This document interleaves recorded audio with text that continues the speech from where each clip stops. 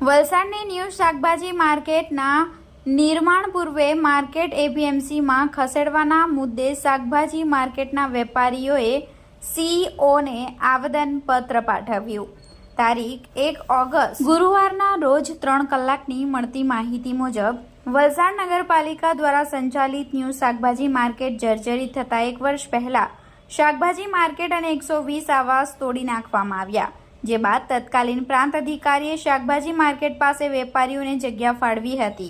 શાકભાજી માર્કેટ વલસાડ એપીએમસીમાં ખસેડવા નગરપાલિકા દ્વારા તજવીજ હાથ ધરવામાં આવી રહી છે। વલસાડ નગરપાલિકાના સીઈઓ કે વહીવટદારે એપીએમસીના સંચાલકો અને કેરી માર્કેટના વેપારીઓને વિશ્વાસમાં લીધા વિના કામગીરી હાથ ધરતા શાકભાજી માર્કેટના વેપારીઓએ આજે નગરપાલિકાના સીઈઓને આવેદનપત્ર પાઠવી લેખિત રજૂઆત કરી નગરપાલિકાની કામગીરીનો વિરોધ નોંધાવ્યો હતો।